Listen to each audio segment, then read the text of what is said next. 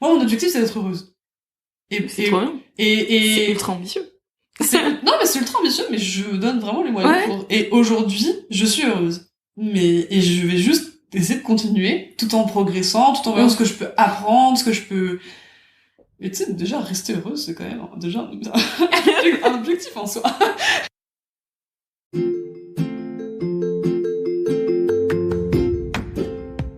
Hello et bienvenue sur Plouf, le podcast qui part à la rencontre de celles et ceux qui se sont lancés dans le grand bain de l'orientation. Aujourd'hui, on continue la série de rencontres au bord du bassin, les pieds dans l'eau avec nos athlètes, puisque nous parlons avec Camille. Camille est tout juste diplômée de son école de commerce et elle va nous parler de la manière dont elle a construit sa propre ligne de nage. Nous allons bien entendu parler cohérence, définition de la réussite qui nous est propre et bien personnelle, comme vous allez pouvoir l'entendre. Et surtout, nous parlons de l'importance d'évoluer dans un environnement qui nous plaît et nous permet de nous épanouir. J'espère que ça va vous plaire. Bonne écoute! Merci Camille. Merci à toi. Alors avant de commencer, je vais te poser une petite question que j'ai commencé à poser aux gens à chaque fois qu'on se rencontre. Mais j'ai oublié de le faire avec Anne. Ah. C'est l'exception qui confirme la règle. Est-ce que tu pourrais me dire, quand t'étais petite, tu rêvais de faire quoi plus tard? Oh là là Ah, j'étais une enfant un peu étrange. Enfin, j'ai voulu faire plein de trucs complètement différents.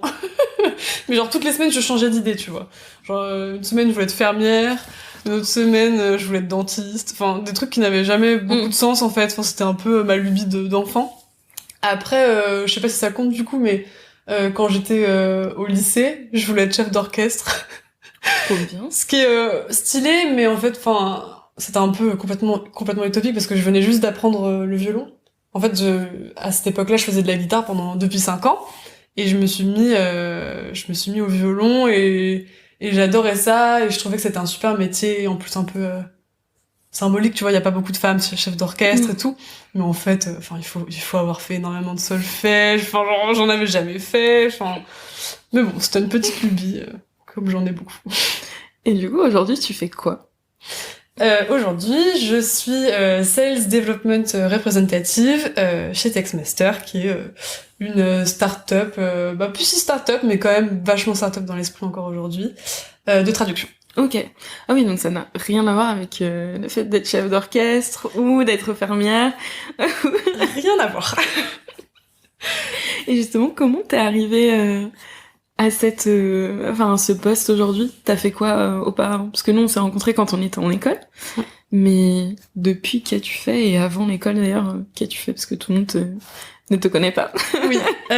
Du coup, quand je voulais faire chef d'orchestre, j'étais en S au lycée, en filière scientifique. Et ensuite, j'ai fait une prépa littéraire pendant 2 ans. Pendant 2 ans, ça m'a trop plu. Enfin, c'était vraiment incroyable. C'était un peu, je vivais un peu un rêve de pouvoir enfin découvrir à fond des domaines qui me passionnaient et en plus des domaines où j'avais le sentiment que j'en savais pas assez en fait au lycée. J'avais pas assez appris sur la littérature, sur l'histoire et tout. Et je me suis dit, allez, je me donne 2 ans pour à fond explorer les vraies matières qui m'intéressent. Et c'était trop cool. Et ensuite, je suis rentrée à l'EM Lyon, où on s'est rencontrés. Du coup, école de commerce. Et attends, mais je reviens sur ce que tu disais il y a un instant. Mais j'ai l'impression que t'as vécu un peu la prépa comme une parenthèse. Dans ce que tu dis, genre j'ai enfin étudié les matières qui m'intéressaient. Mais la façon dont tu dis, c'est un peu comme si tu savais que c'était temporaire.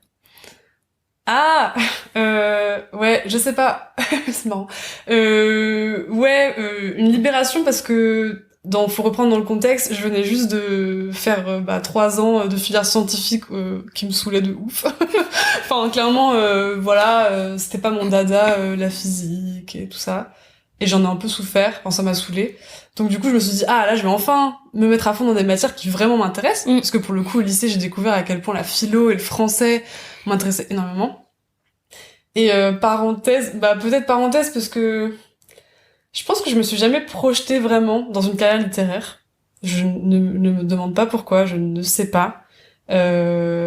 Aussi parce que moi je suis très au jour le jour, donc à cette période-là de ma vie, je me projetais pas, juste je vivais à fond dans l'apprentissage, la soif de connaissances et tout, et je me suis jamais projetée dans une carrière littéraire, donc ou qui s'en approchait. Ok. Mais tu t'es déjà projetée dans d'autres choses, du coup?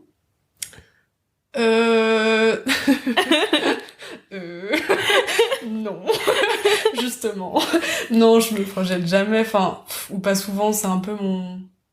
Je vis vraiment au jour le jour, quoi. J'ai du mal à me projeter. Parce que je trouve qu'il y a tellement de choses qui changent tout le temps, enfin, surtout quand t'es jeune, en plus, je trouve que tu évolues tout le temps, t'apprends plein de trucs tout le temps, et du coup, j'ai jamais tenu un cap, tu vois, et j'ai jamais eu un objectif genre depuis toute petite je veux faire infirmière et je suis infirmière. Non, pas du tout, genre j'ai toujours un peu navigué et au gré de mes rencontres, de mes opportunités, j'ai pris la décision pour le step d'après, mais je n'ai aucune idée du step genre dans 5 ans, dans 10 ans. Comme la fameuse question aux entretiens, je ne sais pas du tout quoi.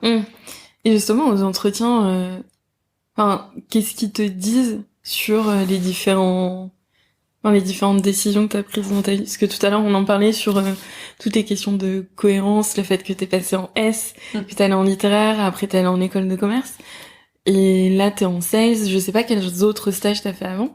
Mais quel rapport, du coup, t'as avec cette cohérence et les entretiens? Est-ce que les entreprises ont aussi un rapport qui est différent, peut-être, du tien? Ouais, on me pose toujours la question pourquoi t'as fait ça, puis ça, puis ça. Après, moi j'arrive vraiment à bien répondre à cette question-là parce que j'estime que à chaque moment de ma vie, les décisions que j'ai prises étaient cohérentes à ce moment-là. Donc j'arrive toujours à les justifier. Donc j'ai pas de problème avec ça. J'ai bien conscience qu'il y a des gens qui trouvent ça pas cohérent ou quoi, mais enfin, mince, on est quand même des personnes, on a tous nos dualités, nos ambiguïtés et tout, et je trouve ça un peu dommage de dire ah c'est pas cohérent. Bah non, juste on est des personnes très diversifiées, on aime plein de choses différentes et ouais, j'avais envie de tester différentes choses à différents moments de ma vie. Et donc pour te répondre, qu'est-ce que j'ai fait avant? Plein de choses différentes. C'est marrant, pendant un moment à l'UM, je m'étais dit je vais faire un job qui va changer le monde entre guillemets, tu vois, un job à impact. Mais c'était un peu flou pour moi, je savais pas trop comment mais je savais que je voulais avoir un impact positif et donc du coup j'ai fait un stage en développement durable et ça m'a pas du tout plu parce que après ça dépend des structures et tout, mais moi la structure dans laquelle j'étais c'était une boîte qui n'avait pas été créée avec déjà comment dire, le côté développement durable ne faisait pas partie de sa raison d'être. C'est-à-dire qu'en fait, j'ai un peu plus la conviction aujourd'hui que quand une boîte est créée et qu'elle a un but dans son cœur de business qui est développement, qui est engagé, c'est beaucoup plus simple. Mais quand c'est une boîte qui de base est pas engagée, genre mettre de la RSE et du développement durable dans une boîte qui est pas engagée, c'est beaucoup plus compliqué. Déjà d'un point de vue genre process interne et tout. Et moi je me suis heurtée vraiment à des process ultra rouillés où en fait tu pouvais faire bouger aucune ligne parce que c'était pas du tout dans l'engagement n'était pas du tout dans le cœur de business de la boîte et clairement ça leur rapportait aucun sou, enfin bref. Et du coup un peu frustrant du coup parce que je me suis heurtée à tout ça. Et deuxième point c'est que en termes de la fonction même, c'est pas un job où je pense que je peux vraiment m'épanouir parce que j'ai besoin de contact client, en tout cas genre j'ai besoin je suis assez sociale et j'ai besoin d'être dans l'interaction et je pense que c'est un peu un type de poste où j'en sais rien après, franchement je dis ça basé sur l'expérience que j'ai eue, mais c'est un poste un peu planqué quoi. Et moi je peux pas rester derrière mon ordi toute la journée ou même rien que faire que des réunions, ça me gonfle. J'ai besoin d'être en contact avec vraiment des gens et tu vois le boulot que je fais aujourd'hui où il y a beaucoup de contacts clients et de conviction, c'est un truc il y a un enjeu, il y a un truc, tu vois, c'est vivant et ça me parle quoi. Ah, c'est marrant. Et ça sur les questions, je reviens sur ce que tu disais sur le développement durable et si t'as pas commencé ton entreprise avec cette volonté d'avoir un impact positif sur le monde, c'est pas forcément possible de changer tous tes process, etc. Est-ce que est-ce qu'aujourd'hui t'as laissé un peu de côté justement ces questions d'impact dans ta vie pro à cause de ce stage ou pas du tout? Oui, alors j'ai laissé de côté parce que le stage m'a un peu dégoûté sur le coup. Ok. Et aussi parce que, je te dis, je me suis dit que c'était pas, en termes de personnalité, de tempérament, je pense que c'était pas forcément adapté à moi non plus. Je l'ai un peu laissé de côté, mais pour d'autres raisons aussi. Ah ouais? Parce que, déjà c'est beaucoup plus compliqué, et parce que, mine de rien, j'ai un impératif quand même qui est de rembourser mon prêt. Ok. Et que c'est quand même des jobs généralement moins bien payés. Et après, enfin, ouais, genre j'ai fait un peu. En fait, je me suis aussi un peu ouvert mon esprit. J'ai un peu ouvert mon esprit. Je me suis dit, ok, Camille, bon, c'est très bien, une boîte à impact, ce serait l'idéal, honnêtement, parce que je suis engagée dans ma vie perso, donc j'aurais bien aimé avoir un impact dans ma vie pro. Mais au final, tu vois, j'ai décidé de un peu élargir mes horizons. Il y a aussi eu le contexte Covid qui a fait que j'avais pas beaucoup d'offres. Et je me suis dit, bon c'est pas grave. Ouvre tes horizons, regarde ce qu'il y a, et tu vois, au final, j'ai eu une opportunité. Franchement, j'aurais jamais pu imaginer que je finirais dans une boîte de trad. Non, mais vraiment, enfin, je me suis jamais dit yes, c'est trop ça que je veux faire. Enfin, mais le fait est qu'aujourd'hui, je suis hyper épanouie dans cette boîte et dans ce boulot-là. Et au final aussi, je pense, faut savoir être à l'écoute d'opportunités au-delà de de l'idée que tu t'avais pu te faire avant, quoi. Ok. Et est-ce que, je te pose la question, mais c'est ce que j'y réfléchissais avec une amie il y a pas très longtemps, sur justement comment tu fais pour arriver à toi être engagée dans ta vie personnelle, et pas forcément être dans un métier ou dans une entreprise qui cultive ces mêmes valeurs. Bon après là t'es pas forcément en dissonance comme une boîte de trad, c'est quand même aussi aider les gens à, dire quand même à lire différentes choses, à se cultiver, etc. Mais oui. C'est une grande question que j'ai et que je te pose. J'ai vraiment pas la réponse.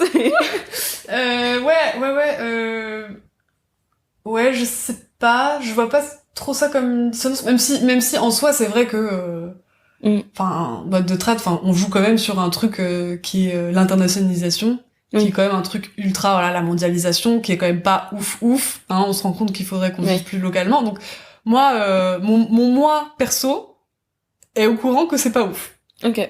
Et je le sais, et j'ai mon propre avis sur la question. Maintenant, j'arrive vachement à mettre ça de côté dans mon taf, parce que je pense qu'il y a deux choses à dissocier. Il y a mon taf et comment... Ah ouais?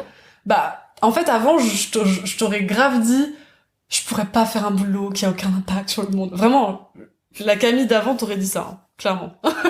La Camille d'avant. Mais aujourd'hui, non, parce que il y a plein d'autres facteurs qui sont rentrés en compte, tu vois.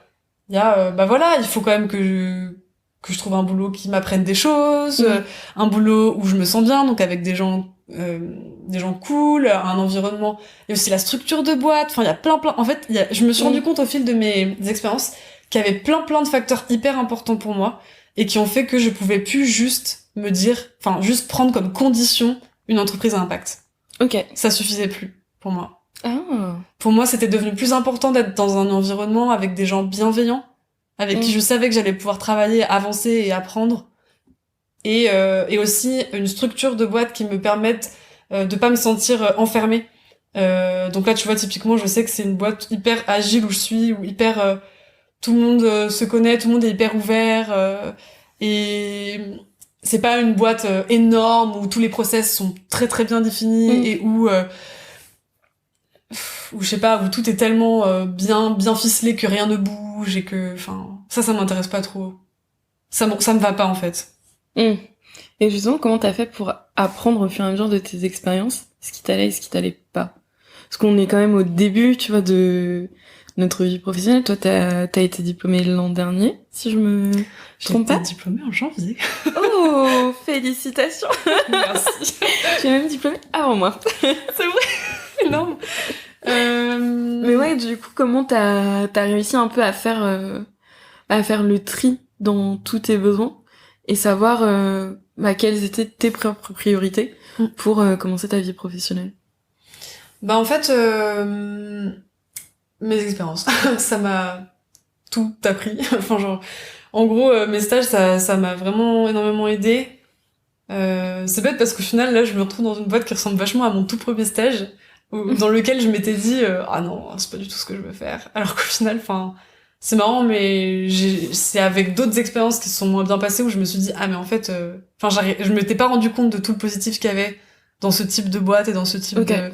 Et que ça me correspondait mieux. En fait, donc j'ai eu deux expériences, on va dire, allez, deux expériences vraiment nulles de stage. Deux stages vraiment... Enfin... nuls. Comment dire. Alors, une où vraiment je me suis sentie inutile, et du coup, le stage de développement durable, où vraiment je me suis dit, mais en fait, ce genre de poste, c'est censé être un poste où tu te sens hyper impactante, où tu changes le monde, et j'avais l'impression d'être la plus inutile possible. Genre, mais vraiment, parce qu'en fait, c'était ultra superficiel, ultra... Alors que, enfin, greenwashing, etc. Franchement, faut pas se mentir, mais la plupart, c'est ça. Alors qu'aujourd'hui, dans mon boulot, je me trouve hyper utile. Et y a rien de tel que se sentir utile. C'est hyper important dans un job. Et ce stage-là aussi, je me suis rendu compte que la structure de boîte me convenait pas. C'était que des gens qui étaient là depuis 30 ans. D'accord. Une vieille boîte, qui voulait rien changer, et c'était... J'ai tout fait, moi, là-dedans. Vraiment, c'était pas... Moi, j'ai besoin d'un environnement où les choses bougent, où les gens sont beaucoup plus ouverts d'esprit. Donc ça me convenait pas. Et ma deuxième expérience, je me suis rendu compte qu'il y avait un certain type de management qui me correspondait pas. et que, en fait, les gens avec qui tu travailles, c'est ultra important. En fait, les missions, c'est important, mais au final, je me suis rendu compte que pas tant que ça, parce que les gens avec qui tu interagis au quotidien vont faire que ton boulot, il est génial ou il est infernal. Oui. Enfin, ça change... C'est un filtre, en fait. Peu importe, tu peux faire la mission de poste, enfin, qui te vend le plus du rêve, mais si t'as un manager qui est ultra toxique, ou si t'as une équipe qui est juste, qui te correspond pas du tout, qui est vraiment désagréable et tout, mais en fait, t'as envie, tu pars, en fait, de ce boulot. Oui, bah, après, tu pars pas forcément, mais t'en souffres. T'en souffres. Ouais, t'en souffres beaucoup. Voilà. Et aussi, enfin, tout à l'heure, tu me disais que t'avais le côté, j'allais dire horaire, qui te permettait de cultiver, de faire plusieurs choses à côté. Et est-ce que, ça revient un peu à la question que je te posais tout à l'heure sur le fait d'avoir des engagements personnels et une vie pro, mais est-ce que t'as besoin un peu de cloisonner tout ça pour pouvoir avoir tes activités sur le côté et nourrir un peu ta créativité et à côté avoir ton taf, ou t'aimerais bien à terme pouvoir un peu tout... Enfin, je fais ce geste qui ne veut tout et absolument rien dire, mais à réussir à un peu tout faire cohabiter. Alors attends, j'essaie de... Comment je vais prendre cette question En fait, j'arrive pas à me rendre compte non plus si ça peut t'aider sur ton volume horaire de la semaine, comment t'arrives à t'organiser pour te faire. Là, tu vois, je vois les collages en fait de nous. Tu me disais que tu faisais de la musique, que t'avais plein de choses à côté et... Ouais, alors la musique j'en fais plus trop, mais je fais plein. En fait, je fais plein de choses à côté. C'est vrai, genre, enfin du coup je fais des collages, je fais de la danse, de la pole dance. Trop cool. Ouais, c'est vraiment trop cool. Et à côté de ça, je vois beaucoup de monde. J'adore. Bon là, on va enfin pouvoir reprendre, mais j'adore aller au musée, faire des expos, faire des spectacles de danse, du coup, ouais, c'est compliqué de tout concilier. Après, je suis assez bien organisée. Je suis quand même quelqu'un de très organisé, donc j'arrive à tout caler dans ma semaine, tu vois. Genre, j'arrive à faire du sport minimum une fois tous les 2 jours, par exemple. Ah ouais. Mais parce que je me suis rendu compte que c'était vraiment nécessaire pour que je me sente bien. Et pour le moment, tout se goupille bien. Et effectivement, j'ai besoin de pas faire trop d'horaires. Mais ça, de toute façon... je suis dans une boîte où ça se passe hyper bien et ils sont ultra... ils comprennent complètement ça, tu vois. Que t'aies une vie à côté et que t'aies une vie surtout, même quand t'as pas une famille, parce que moi, je trouve ça assez toxique dans les entreprises où en fait, tant que t'es célibataire, t'as pas de vie, t'es célibataire, donc du coup, tu peux faire des horaires. Ah bah bien sûr, ouais. Alors ça marchera jamais avec moi. Parce que j'ai une vie en fait, que j'ai des gosses ou pas, je trouve ça hyper blessant de dire que t'as pas de vie. Bah non, j'ai plein de... J'ai une vie sociale hyper intense, j'ai plein d'activités et je compte bien ne pas faire des horaires à pas d'heure, tu vois. Moi je pourrais pas, j'ai des potes qui finissent à 21h, même minuit dans la finance, que je ne pourrais pas faire ça, c'est pas possible. C'est pas du tout ma vision de la vie en fait. J'ai besoin de profiter. Maintenant, pour répondre à la suite de ta question sur est-ce que j'ai pensé à goupiller les deux, ben ouais, j'ai pensé un peu. Après, c'est un peu loin de me dire qu'un jour je pourrais vivre de mes collages. Genre, ça me paraît un peu très très loin quand même. Ça pourrait être ouf, en vrai, mais franchement, honnêtement, j'y crois pas du tout pour le moment parce que d'un point de vue financier, ça serait pas tenable. Enfin, là, j'ai un salaire qui me permet de payer mon loyer et mon prêt étudiant et j'en suis hyper contente. Et clairement, il faut que j'ai une rentrée d'argent pour avoir ces deux trucs, pour payer ces deux trucs-là. Donc pas trop d'actualité pour les collèges. Après, j'avais aussi eu un écho de quelqu'un que j'avais rencontré pendant que j'étais jeune fille au pair en Corse et qui m'avait dit, en fait, lui, il bossait dans un festival de musique et il me disait, il m'avait un peu découragée pour bosser dans la culture parce qu'à l'époque, je voulais bosser dans la culture parce que ça me passionne. Et il m'avait dit, mais tu verras, ça te dégoûte un peu du milieu. Et en fait, ça m'avait vachement atteinte à l'époque. Je m'étais dit ah bon et tout. Et en fait, j'avais vachement réfléchi. Je m'étais dit mais je veux pas être dégoûtée de ce qui me passionne en fait. Et après, et en final, je pense qu'il avait pas tout à fait tort dans le sens où le milieu culturel, c'est un peu un milieu où au final, il t'exploite parce qu'il part du principe que c'est ta passion. Un peu comme les jeux vidéo, j'avais eu ces retours-là. Quand tu bosses dans ce milieu-là. Non mais que dès que tu bosses là-bas, c'est mais attends, mais tu veux être payé plus, mais c'est ta passion. D'accord. Ce genre de truc, tu vois. Ah oui, ouais. Moi j'ai du mal, je suis désolée mais non. Ouais. Oui, et donc oui, mais en soi je vois très bien, je pense à des groupes groupes Facebook plus de freelance mais en création de contenu ou vraiment un peu des artistes auteurs qui mettent des citations de leurs clients qui disent mais vous créez des choses et vous voulez être payé, mais normalement vous êtes passionné donc vous devriez pouvoir créer ça quand vous vouliez. Et est-ce que justement t'as eu cette réflexion aussi pour les collages que tu disais que t'aimerais bien en vivre mais là t'as commencé à en vendre et est-ce que t'as eu un peu cette réflexion de c'est ma passion donc je sais pas forcément si je vais la monétiser ou pas?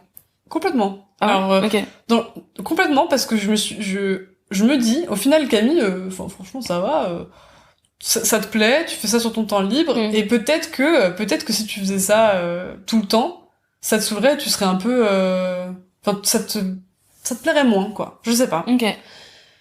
Je sais pas. Honnêtement, mais c'est vrai que j'ai toujours cette réserve de bosser vraiment à fond dans un truc culturel ou artistique. Je sais pas. Je me pose la question. Ouais, c'est marrant parce que de ce que tu me disais tout à l'heure sur tes passions dans ton enfance, le rythme de vie que t'as aujourd'hui, je me demande aussi si et vraiment là, mais j'interprète de ouf, si c'est pas aussi ton mode de fonctionnement d'avoir plusieurs choses en même temps. C'est un peu pour éviter de, je sais pas, en prépa c'était aussi ça, on travaillait à fond sur différentes choses, mais il y avait quand même des gros silos entre les matières, et donc moi j'ai tendance à me passionner, à devenir un peu obsessionnelle sur certains sujets, mais je les creuse en profondeur et je me lasse assez facilement. Et donc je me demandais si t'avais un peu ça aussi, si t'avais différentes phases parce que t'aimais bien creuser différentes choses différentes, je sais pas. Ouais, c'est intéressant. Ouais, j'imagine que j'ai eu des phases, clairement. Après c'est marrant, t'en parles, en fait oui, j'ai toujours besoin d'avoir plusieurs trucs. J'arrive pas trop à être monopassion. Non mais je trouve ça hyper stylé mais ça fonctionnerait pas avec moi parce que en fait j'adore découvrir de nouvelles choses et oui tu vois j'ai arrêté un peu la musique bon je continue un peu mais beaucoup moins et mais pour découvrir d'autres trucs et au final je finis pas de m'enrichir et ouais. Mais alors comment t'as fait tu sais, en école, on demande quand même, je pense à l'école, mais même à partir du lycée, on nous demande souvent de nous spécialiser. Tu vas faire un bac S, un bac L, choisir. Bon, après, la prépa, c'est un peu un non-choix. C'est ouf. Clairement. Tu peux tout faire, mais tu choisis On quand fait même. notre choix. C'est ça, tu choisis un peu si tu veux faire une prépa éco, une prépa L ou une prépa S. Mais après, tu vois, en école, on nous demande quand même de choisir des tracks au bout d'un moment et de commencer à se spécialiser. Donc, comment t'as fait et comment tu l'as vécu? Bah justement, je suis arrivée au bon moment à l'EM, parce que c'est le moment où ils ont arrêté, tu sais, de faire les... Ouais. Et en fait, du coup, c'est à la carte. Et j'étais pas obligée de me spécialiser. Et là, moi, j'étais en mode, mais yes, putain. Je voulais pas me spécialiser, je savais pas du tout dans quoi. Et justement, j'ai continué jusqu'à la fin de l'EM à faire, comme j'ai toujours fait, au feeling, de prendre les cours qui me disaient bien, d'éviter tous les trucs qui me faisaient chier, et du coup, j'ai fait des cours hyper intéressants, pour le coup. Ma dernière année à l'EM, enfin, franchement, mais c'est vraiment génial. Et des trucs un peu qui n'avaient rien à voir les uns avec les autres, mais qui m'intéressaient. Ah, t'as tellement de chance. Donc je ne me suis pas du tout spécialisée. Okay. Donc en soi, t'as jamais trop fait de choix. Tu me mets en face de ma psychologie. Non mais je suis en train de me dire, mais t'as trop de chance. Je sais pas, ouais. Je sais pas trop. Mais d'ailleurs, tu sais que c'est une question qui pose souvent en entretien. C'est du coup, c'était quoi votre spécialité? Ben, j'en avais pas. Et du coup, bon, moi, j'arrive vachement bien à... Ouais. Bon, je me défends, tu vois, j'explique et tout. Mais est-ce que tu utilises vraiment un vocabulaire guerrier? Bon, je me défends. J'ai sorti le bouclier. Vraiment? Non, mais oui, enfin, genre, je sais l'expliquer. Mais c'est vrai que ça peut dérouter les boîtes. Ils sont en mode, bah non, mais je comprends pas, tu postules pour du marketing, mais au final, t'as pas de major marketing. Mais du coup, je leur dis, bah oui, mais j'ai fait des cours en marketing. Enfin... C'est un peu... Et puis, mais tu sais que c'est très déroutant parce qu'au final, en quittant l'EM, j'étais en panique totale parce que je me suis dit, mais je sais faire quoi, en fait? Genre, je vais faire quoi? Ouais. Parce que, au final, j'avais l'impression enfin, j'avais appris quelques trucs à l'école, mais je me suis dit, mais je me projetais dans aucun poste. Et donc, en fait, même, tu vois, aujourd'hui, le fait d'être sales, c'est vraiment un parcours. C'est-à-dire que j'ai fait un taf, un job étudiant que je faisais en parallèle de l'EM. Et qui était un peu un peu relation client, un peu, je vais pas le détailler, mais c'était très cool. Et d'expérience en expérience, je me suis rendu compte qu'il y avait certains trucs qui me plaisaient grave, la sales, quoi, la prospection, le truc que personne n'aime. Vraiment, tu l'as vu à ma tête. Ouais, non, mais j'ai toujours la même réaction, t'inquiète.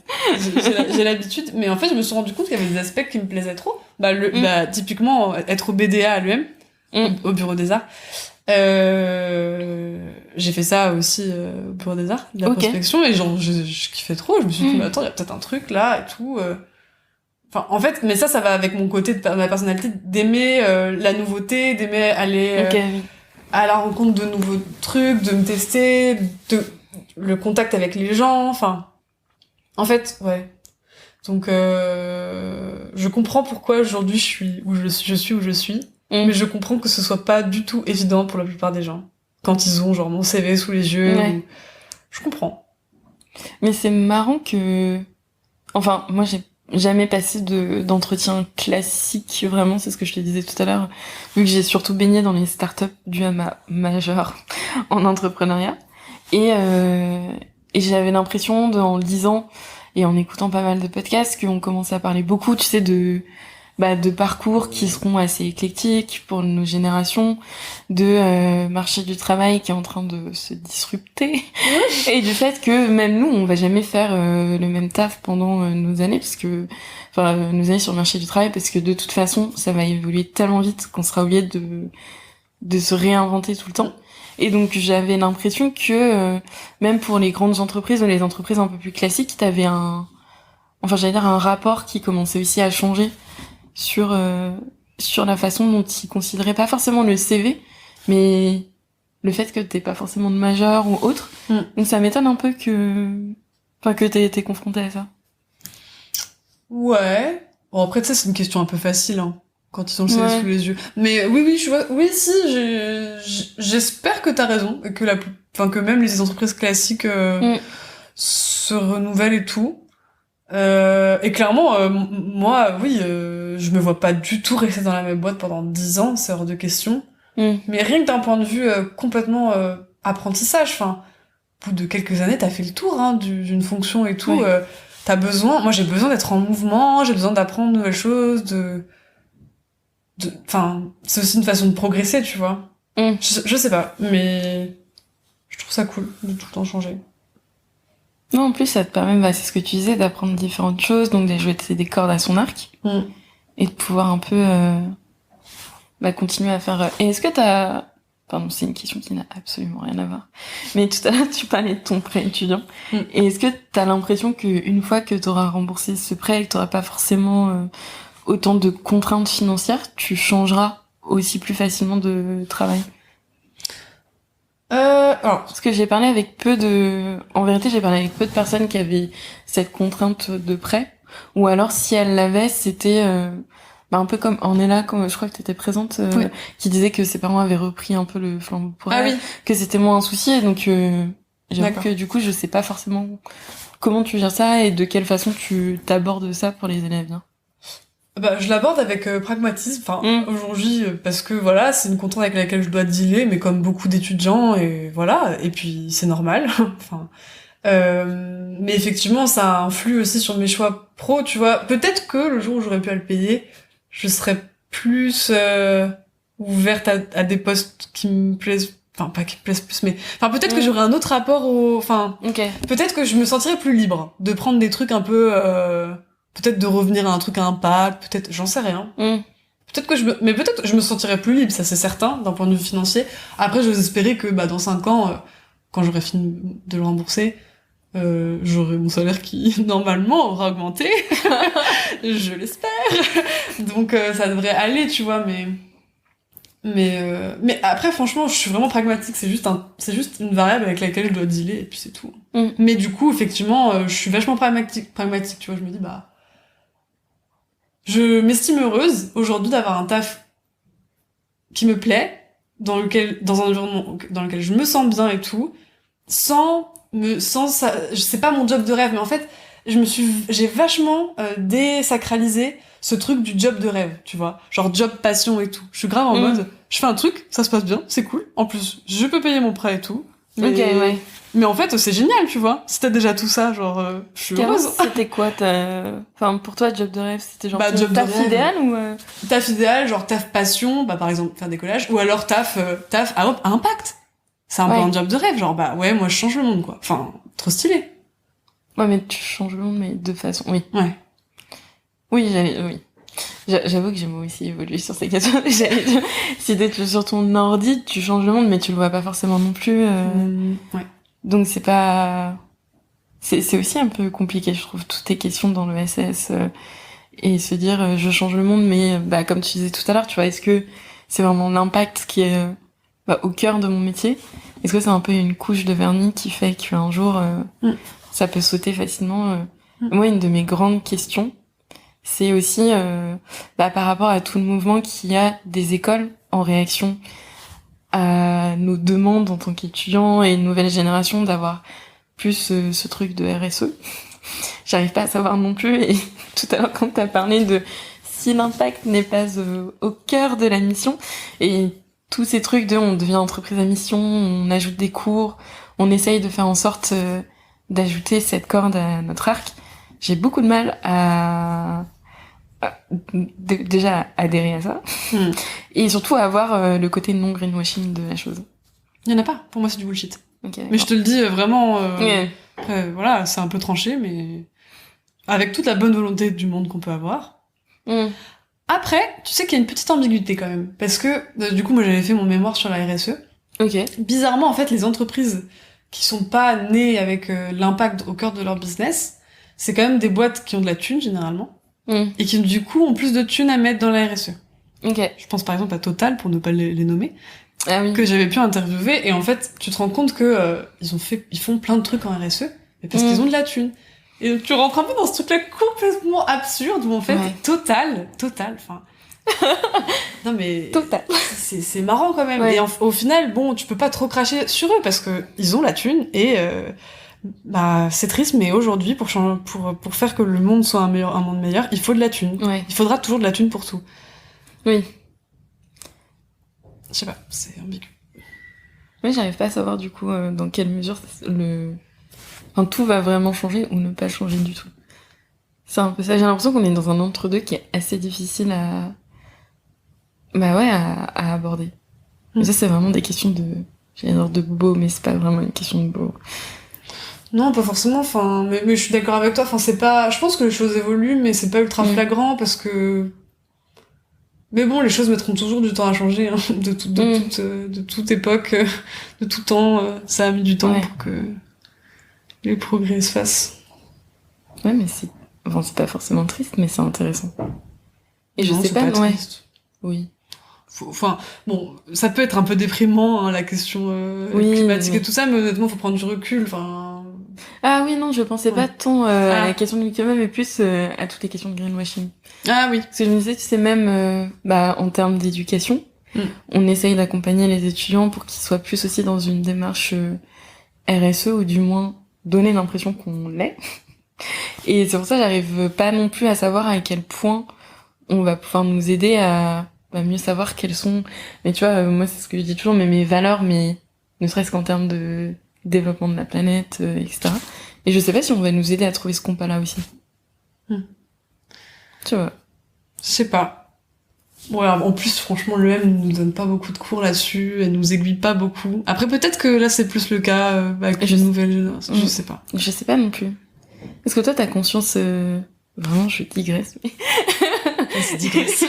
Mais non, mais ta conscience écologique, et tu me disais que t'étais très engagée à côté, mais est-ce qu'elle est née plus avec l'école et justement un peu un enseignement qu'on t'a donné dans tes différentes expériences, tu t'es rendu compte qu'il y avait des choses à changer, ou ça n'avait rien à voir? Non, rien à voir. Ok. C'est venu de vraiment perso, dans ma sphère perso. J'ai une très bonne copine qui m'a ouvert les yeux avec un documentaire que je conseille à tout le monde d'ailleurs, il dure 40 minutes. Ça s'appelle Les jeux vidéo vont-ils disparaître? En fait, c'est un angle un peu fun, juste pour aborder la question des ressources. Ok. Et en vrai, ça a un peu été le début, moi, de ma conscience écologique, de mon engagement après. Enfin, c'est un grand mot, hein, tu vois, je veux pas non plus, enfin, on fait ce qu'on peut, tu vois. Oui, j'ai vu que tu ne triais pas. Mais si! T'as pas vu ma plus belle carte sur mon frigo. Bon, non, mais et oui, du coup, juste ce documentaire m'a vachement ouvert les yeux, ça a donné lieu à des lectures, à beaucoup de machins, de prise de conscience, voilà. Donc effectivement, aujourd'hui, c'est important pour moi. Je mange... on peut dire que je suis végétarienne, car moi, je mange presque jamais de viande, donc... voilà. Enfin, il y a plein de petits trucs comme ça que je fais. Mais en fait, ce qui m'intrigue, et je reviens toujours sur... J'arrive pas à comprendre... Enfin, après, je pense que c'est aussi, moi, mes biais. Je me dis, du coup, je comprends pas forcément comment t'as toute cette conscience écologique et tout ce bagage, sans forcément aller vers des entreprises qui sont dans cette démarche. La thune. Ouais, oui. La thune et le reste, en fait. Tout ce que je t'ai dit. Ouais. En fait, c'est une question... Honnêtement, je pense que chacun doit trouver quels sont les facteurs qui sont les plus importants pour eux, tu vois. C'est un arbitrage. Franchement, évidemment que si ce serait le pompon, là, tu vois, ce serait ouf si, genre, ma boîte, elle était engagée, genre, ce serait dingue. Ce serait, la cerise sur le gâteau, tu vois. Mais bon, c'est pas grave, j'ai plein de trucs géniaux, je me concentre là-dessus, et... Ouais. Et t'as pas pensé à, justement, mener un peu... les aider à peut-être prendre conscience sur toutes ces questions-là? Ou tu penses que ça les intéresse pas? Non, parce que c'est pas dans le cœur du business. Et je pense que du coup, ce sera toujours un truc accessoire. Et ça m'intéresse pas du tout de lancer un truc là-dedans. Oui. Si c'est pas vraiment important et vraiment dans le cœur du business. Et comment tu fais justement pour arriver à savoir, mais c'est difficile même quand t'es pas dans l'entreprise, mais à savoir si le discours qu'a l'entreprise est bullshit ou pas? Bon, un discours, ça restera toujours un discours, hein. Moi, je veux voir les actes, hein. Je sais pas, mais moi, vraiment, je te dis, si c'est pas intégré à ta façon de produire ou ça n'a aucun intérêt. Si c'est fait pas partir de ton modèle, parce que franchement, désolé, même si tu changes quelque chose dans ta production, par exemple une boîte qui produit des choses, par exemple, je sais pas, des vêtements, Enfin, De l'essence. de l'essence. Enfin, désolé, mais le modèle économique, faut tout repenser, en fait. Faut tout repenser. C'est pas que, ah, tiens, je vais mettre un petit peu de coton bio. Non, mais non, en fait, c'est tout. C'est les gens avec qui tu travailles, c'est où est-ce que tu le distribues, c'est comment tu le communiques, c'est tout. Sauf que la plupart du temps, les gens, quand ils veulent mettre un peu de RSE, ils disent juste, voilà, on a mis ça, on a mis un peu de coton bio, et ça passe.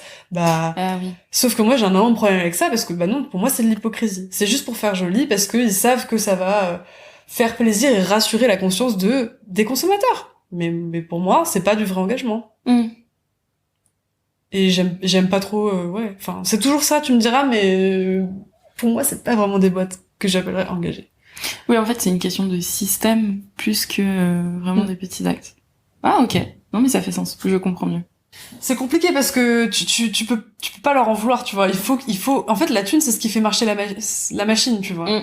Et oui, on en aura tous besoin, et en fait, c'est ce qui fait marcher le truc. C'est pour ça qu'on dit tout le temps, qu'on entend beaucoup que c'est systémique et que faudrait changer le système et tout. Mais, parce que, oui, en fait, oui. Il faudrait tout changer pour que vraiment, l'impact change.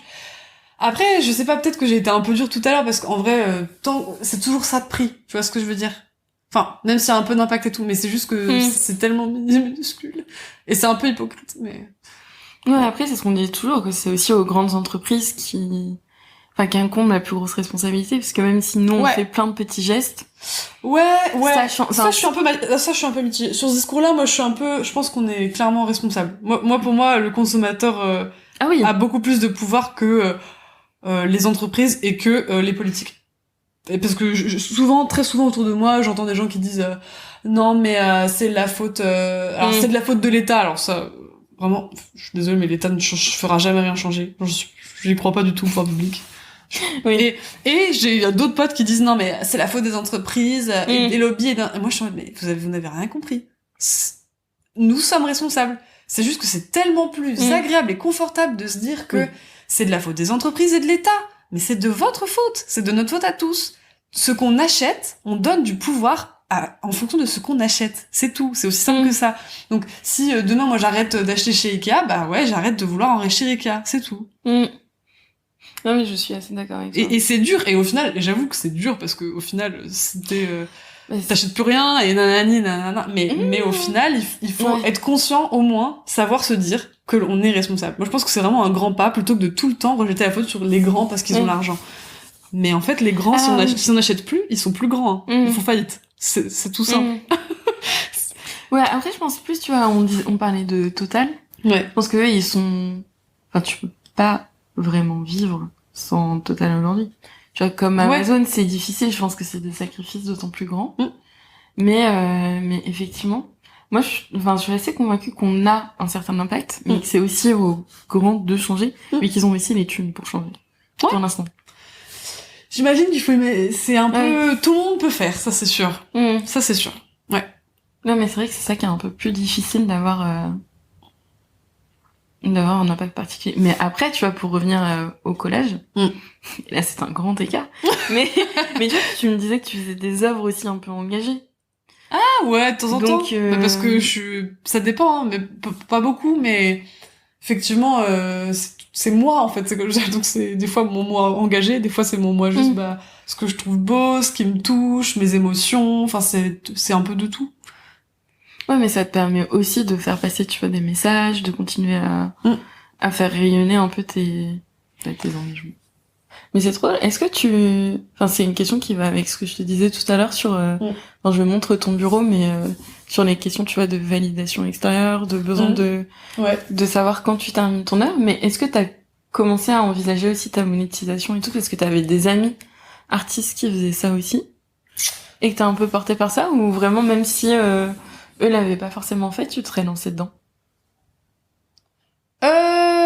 En fait, je sais pas trop comment répondre à cette question. Enfin, c'est venu naturellement la monétisation, parce qu'en fait, le tout premier collage que j'ai vendu, c'est une pote d'un ami qui m'a dit est-ce que tu pourrais me faire une commande personnalisée pour un anniversaire? Et évidemment, je dis oui. Et elle t'a envoyé un message comme ça? Ouais, elle est super mignonne, on s'était déjà vu en soirée, mais enfin, on se connaît pas plus que ça, et j'ai dit oui, bien sûr, quel est le thème? Vraiment, j'étais à fond, tu vois, et en fait, que, bah, du coup, je l'ai vendu, forcément, elle me l'a acheté, et je me suis dit, mais c'est vrai, en fait, pourquoi pas? Et en fait, c'est tout con, mais avant même que je dise que je les vende, tous mes potes, qui sont vraiment les meilleurs potes de la Terre, à chaque fois me disaient, je te l'achète.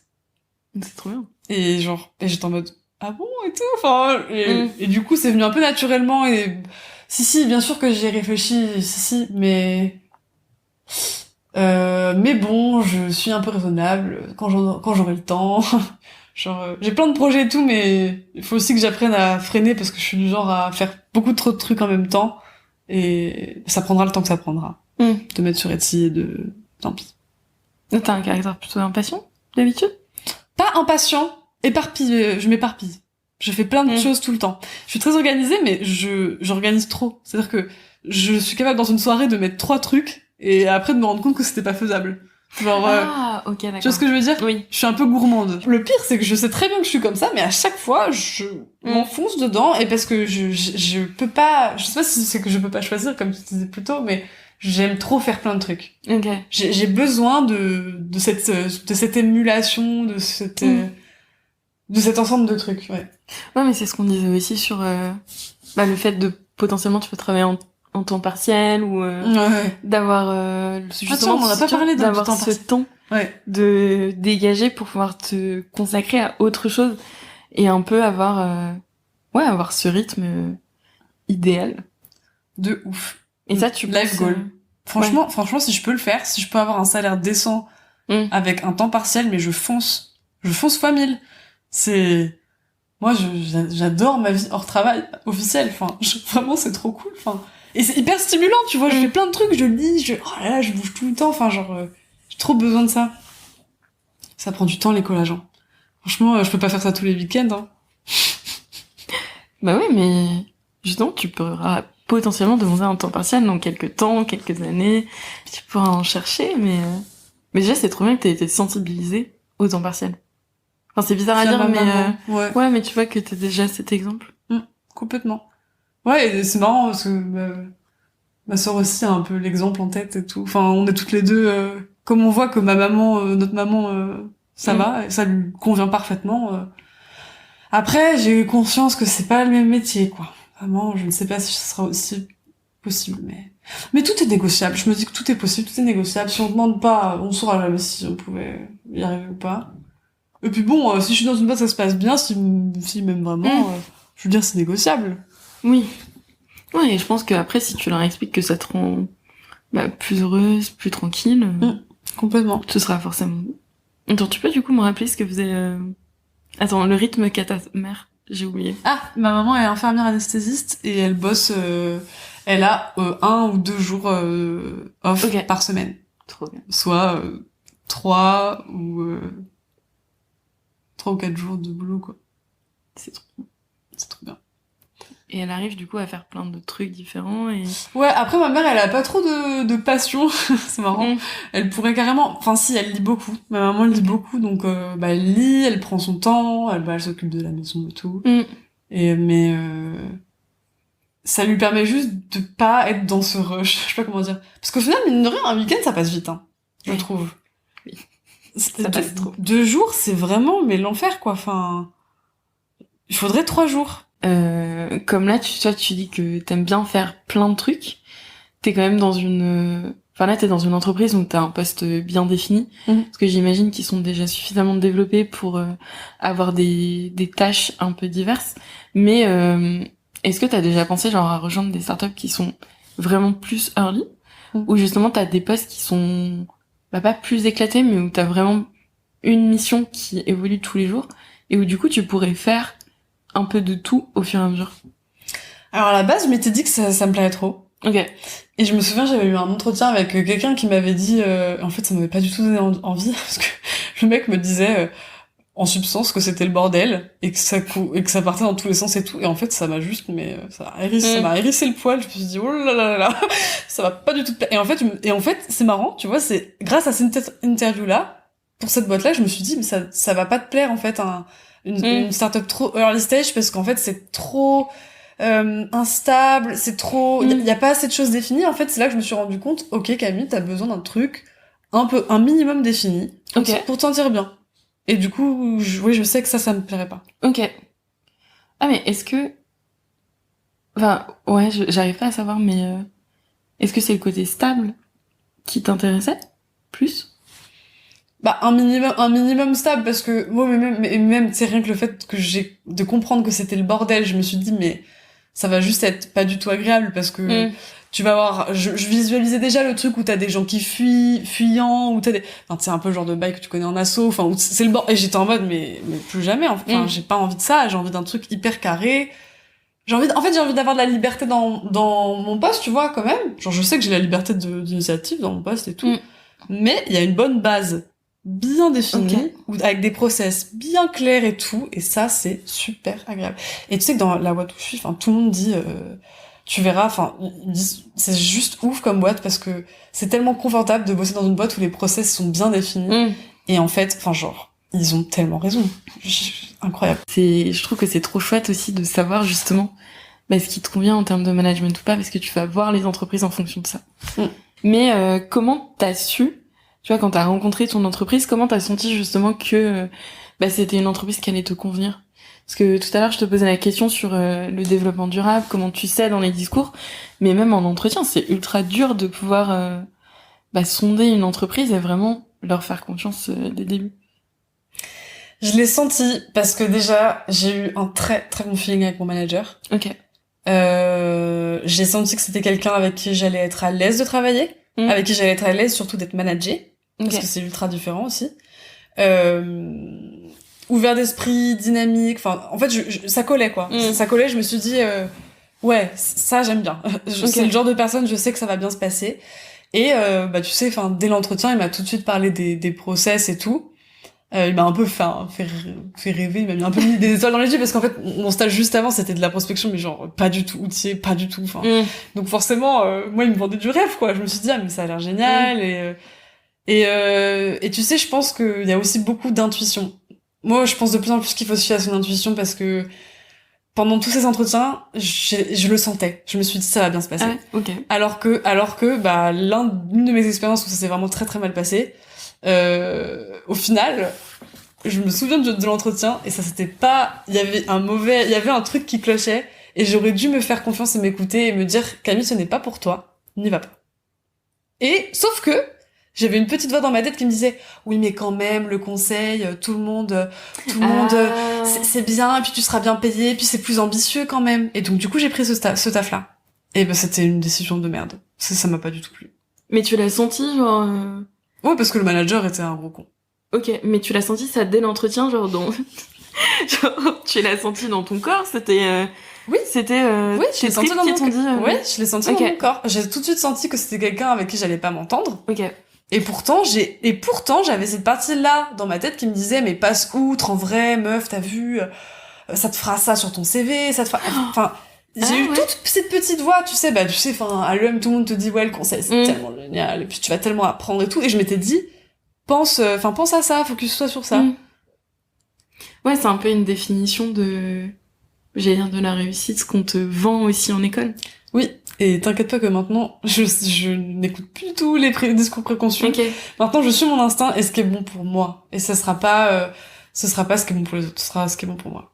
Et du coup, aujourd'hui, justement, quelle vision t'as de la réussite? Ah! Alors, ce que je me dis par rapport à... Ouais. Enfin, tu vois, par rapport à ce que tu disais sur ne serait-ce que l'ambition. Et te dire, cette petite voix te disait, ce sera plus ambitieux, ce sera mieux. Finalement, t'as trouvé autre chose qui, aujourd'hui, n'a rien à voir. Oui, mais qui m'empêchera pas d'être quand même...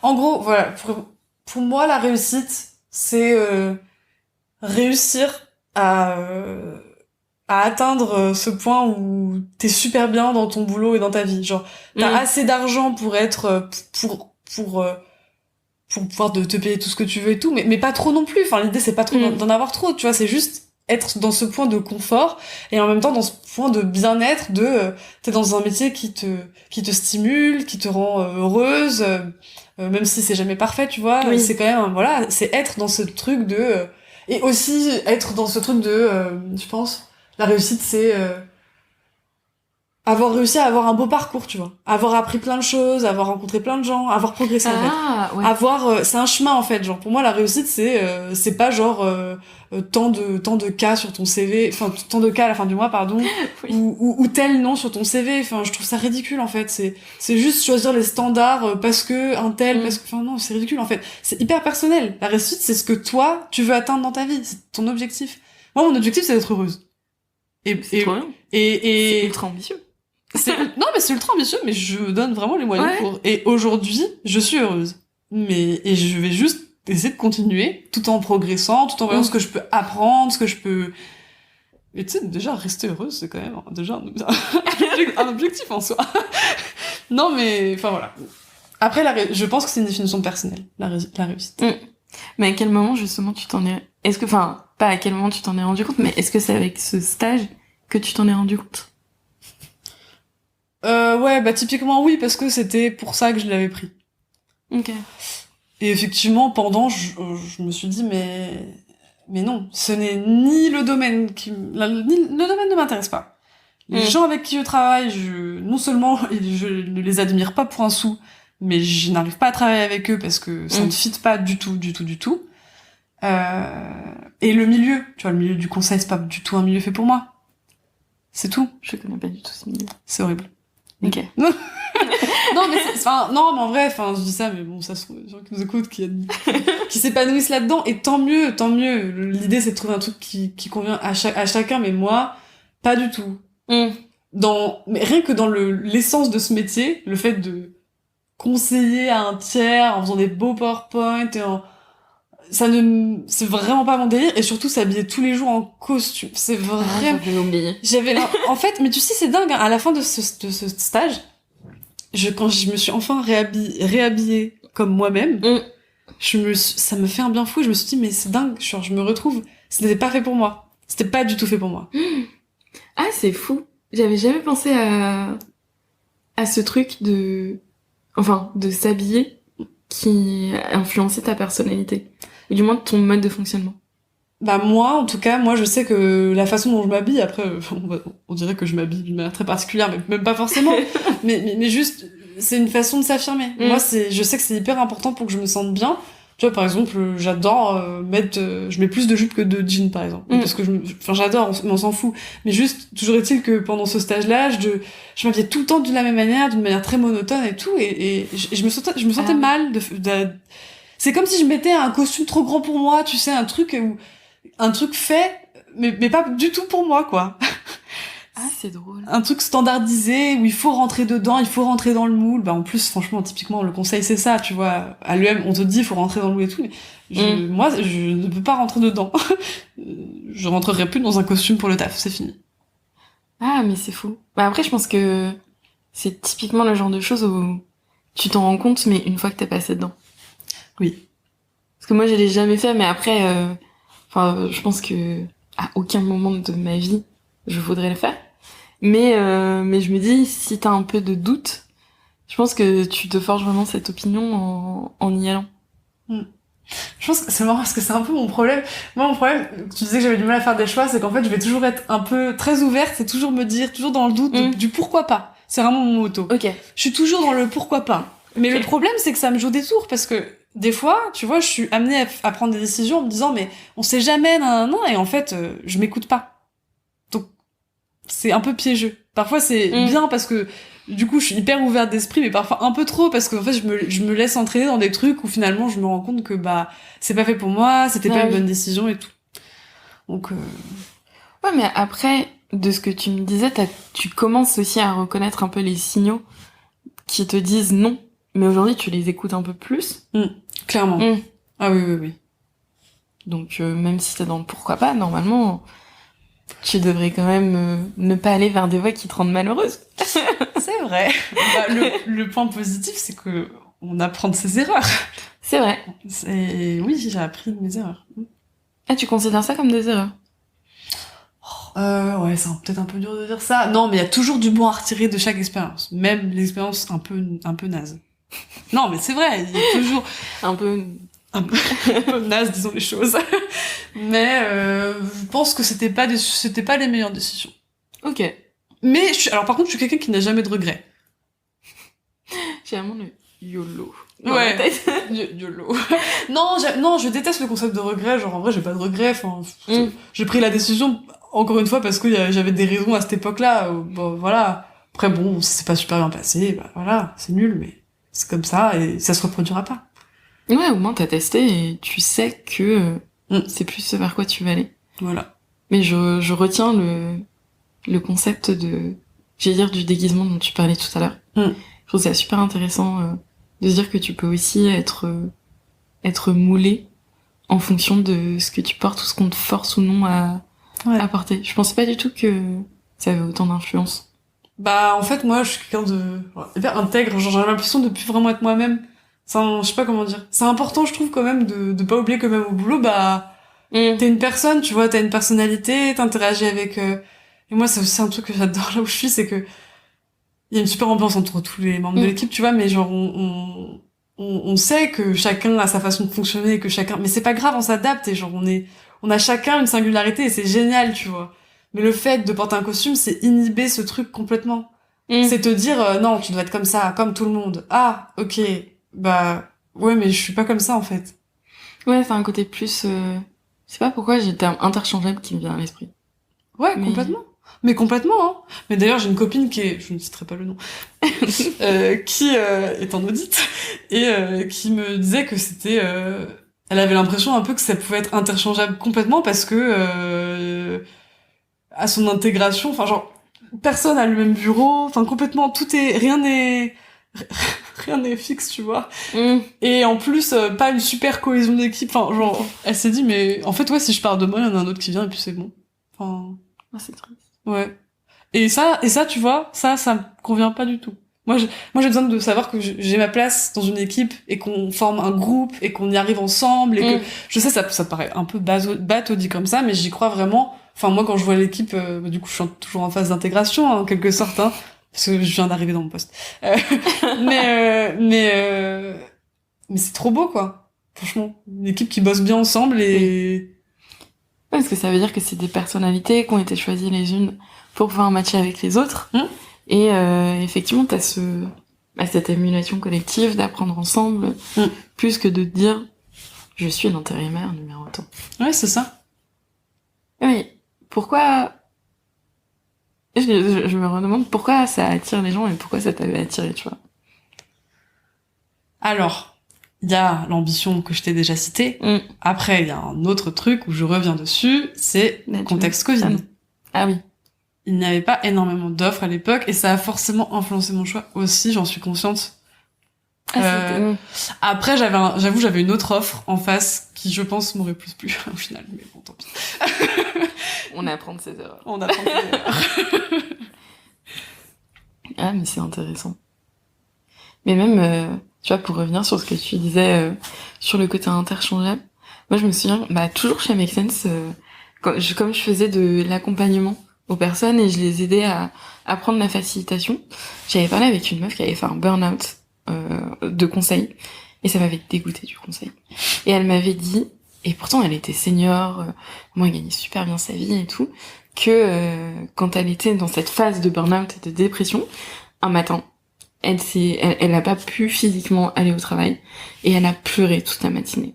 Mais elle disait j'étais dans mon lit comme une vieille loque, je pleurais, j'en pouvais plus, c'était horrible.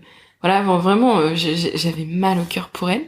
Et pourtant Dieu sait si j'ai pas trop d'empathie. Bon, c'est bizarre à dire mais je suis pas quelqu'un qui ressent forcément ce que les gens ont, là j'ai vraiment compati en me disant oh mon Dieu, c'est chaud.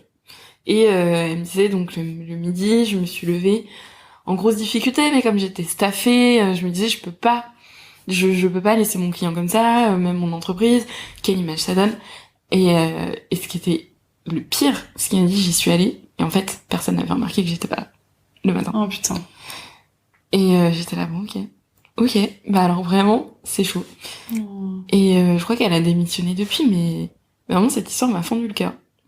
Parce que j'ai vraiment vu ce truc de ouais, t'as un numéro parmi tant d'autres et tu fais juste partie du décor, mais on s'en bat les couilles de savoir si tu vas bien le matin, si t'as passé un bon week-end. Donc c'est très bizarre. Très très bizarre comme milieu. Et je pense que ce qui me fait peur aussi dans le conseil, c'est que souvent tu dis c'est pour 2 ans et après j'arrête. Mais j'ai l'impression que t'es tellement détruit psychologiquement au bout de 2 ans que soit tu continues parce que tu dis bon bah maintenant j'ai de la thune et j'ai envie de continuer, soit tu continues en te disant, enfin tu démissionnes plus exactement en te disant maintenant j'ai des frais de psy à payer et une reconversion à payer, mais ouais, mais ça se voit que la personne a porté le poids de ces années conseils. Et franchement, quand je vois des potes, mais je me dis, mais gros, mais arrête, quoi. Enfin, vraiment, ça se voit sur leur visage qui subissent leur vie. Mais ça, franchement, c'est genre, enfin, on devrait tous repenser cette idée de sacrifice. Je suis désolée, mais, enfin, pourquoi ils font ça, tu vois? Genre, au final, pourquoi ils font ça? Et au final, si c'est que de la thune ou du prestige, enfin, je suis désolée, mais se demander c'est quoi le prestige, est-ce que c'est vraiment si important pour eux, et c'est quoi la thune, franchement je suis désolée mais on se pose pas assez la question de il me faut quoi pour être heureux, il me faut quoi pour vivre, parce qu'au final est-ce qu'on a besoin d'être richissime et tout, enfin des fois c'est peut-être un truc de fierté en mode ah j'ai fait l'EM, il faudrait que je gagne bien, mais bah ouais mais en fait enfin c'est quoi le plus important pour toi, c'est juste faire ça parce que t'as fait ça comme étude, ou mais tu le veux vraiment, enfin c'est quoi ton objectif de vie, quoi? Moi, il y a pas longtemps, je me suis vraiment posé la question de l'argent en mode, je me suis posé la question, tu vois, j'ai réfléchi. Je me suis dit, bon, bah, ouais, il m'en faut pour vivre, il m'en faut. Mais en final, j'ai pas du tout, je suis pas dans cette poursuite, de la thune, tu vois. Ouais. Genre, bien sûr que c'est important, parce qu'on en parlait juste avant. Évidemment. Mais en fait, c'est marrant, hein, c'est toujours un arbitrage, hein.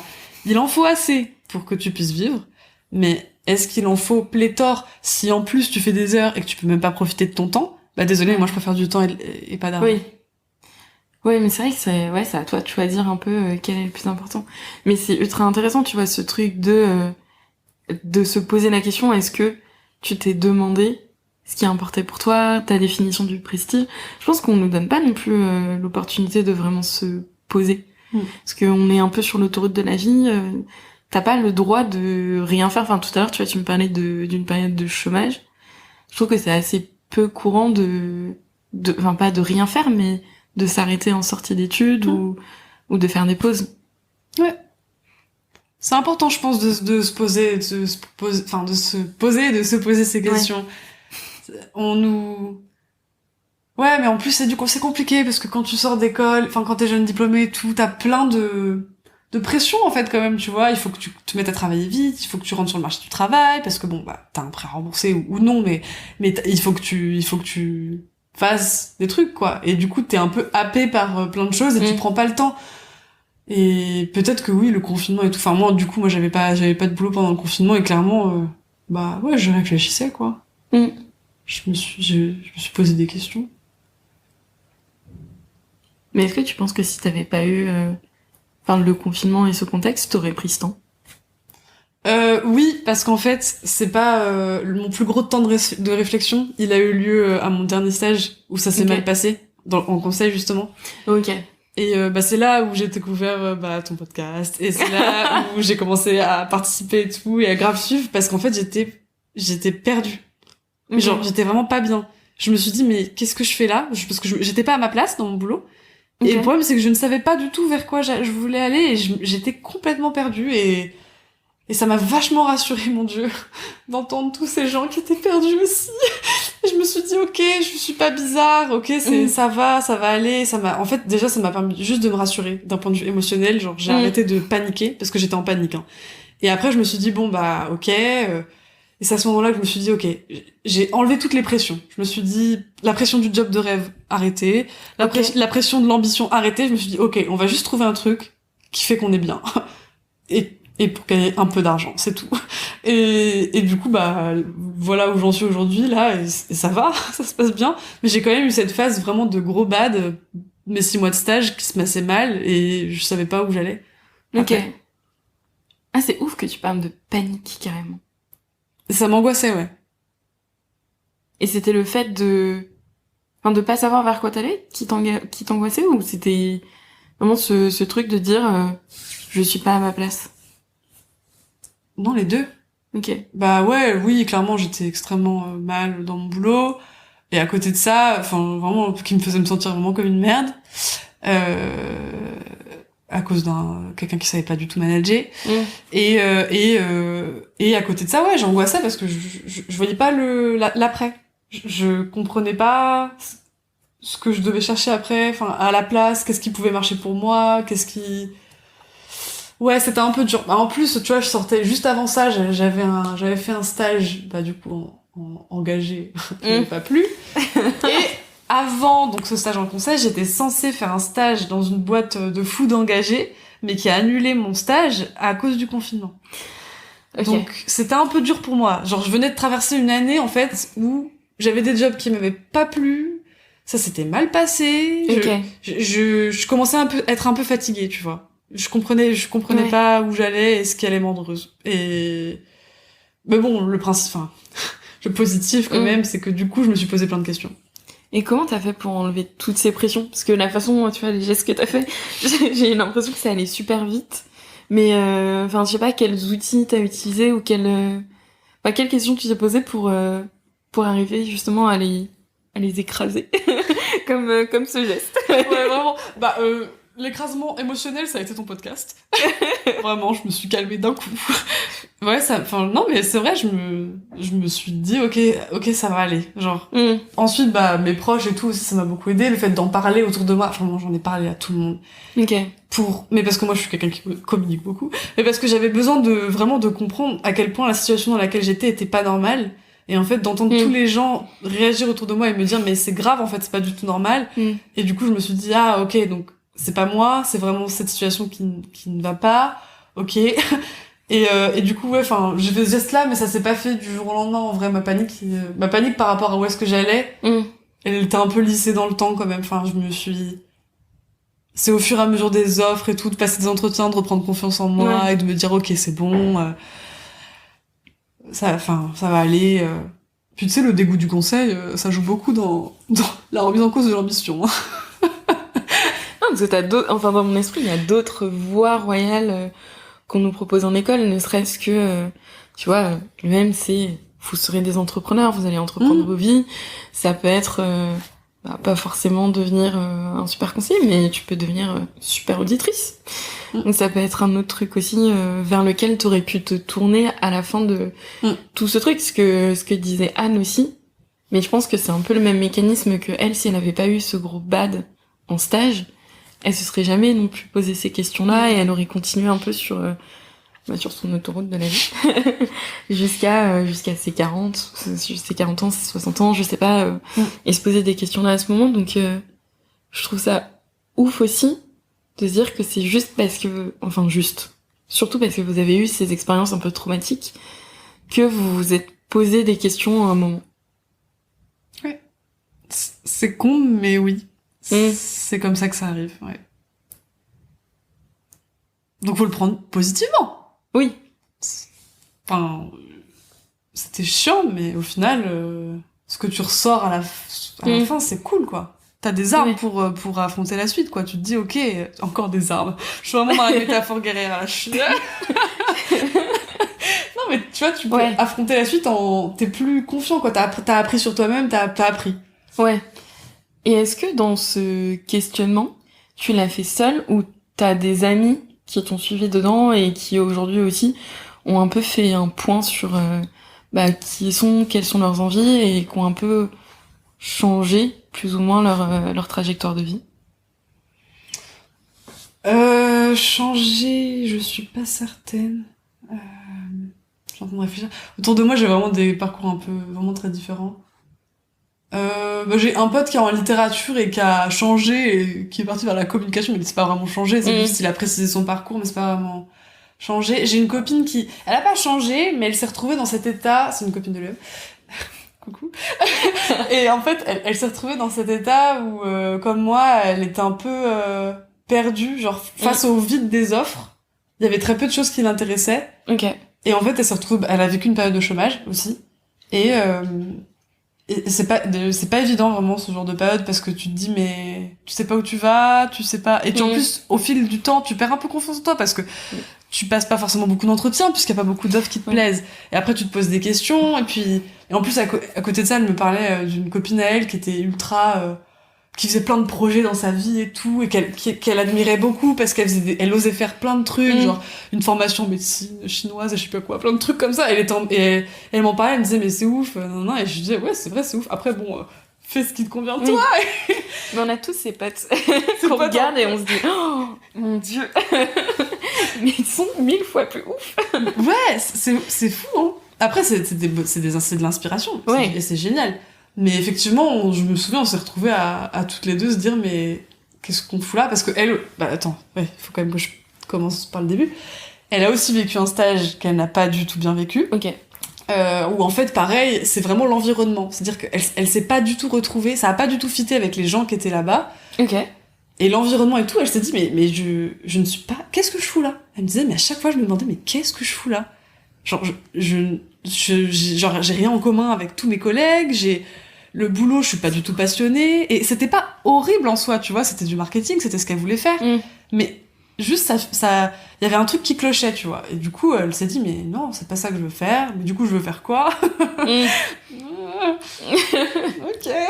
Du coup, c'est un peu. Et donc aujourd'hui, du coup je vais beaucoup parler d'elle. Aujourd'hui là, elle a pris un job un peu à la base c'était un part-time pour juste pour reprendre une activité et pour se laisser le temps de réfléchir, tu vois. Ok. Et au final elle est en train de le faire et ça se passe plutôt bien et c'est là que tu vois comme quoi il faut toujours faut pas se décourager, il faut prendre quand même les opportunités. Et aujourd'hui non mais moi je suis très visuelle. Et au final elle a aujourd'hui le boulot à temps partiel qu'elle fait. Et à la base, sur le papier, ça l'intéressait pas du tout, c'était plutôt alimentaire, entre guillemets, et juste pour faire une activité. Aujourd'hui, elle me dit, c'est trop cool. Enfin, c'est pas mon job de rêve, mais ça se passe bien. Et il y a des aspects qu'elle soupçonnait pas, genre typiquement le service client, qui lui plaisent. Et c'est là que tu te dis, mais en fait, c'est fou. On peut apprendre de n'importe quel truc, et faut pas... Et moi, je la trouve hyper courageuse de s'être dit, bon, tu vois, elle s'est pris en main, elle s'est dit, vas-y... J'arrive pas à trouver, mais c'est pas grave. Je vais faire ce boulot-là pour continuer à être en activité. C'est génial. Enfin, j'avoue. C'est trop cool. Pouvoir arriver à se dire je réfléchis, mais c'est un peu ce que tu disais aussi, tu vois, sur le collège, même si ça n'a rien à voir. Mais un travail qui t'occupe manuellement et auquel t'as pas forcément besoin après de penser à 1000 choses à côté. Complètement. Ça permet de de décompresser et d'aider ton cerveau aussi à moins processer des choses qui en soi ne sont pas si graves, mais qui se transforment en des trucs énormissimes, parce que t'as que ça à faire, que ça à penser, et avec le confinement, t'avais encore plus que ça à penser. Donc c'est trop intéressant. Ah mais t'as tout dit là, je suis d'accord avec toi. Non mais en fait c'est trop intéressant d'avoir pu aussi échanger entre vous sur ces questions-là, et d'être passé à ce même moment, parce que je me dis que sinon t'es encore plus démunie. Ouais. Mais écoute.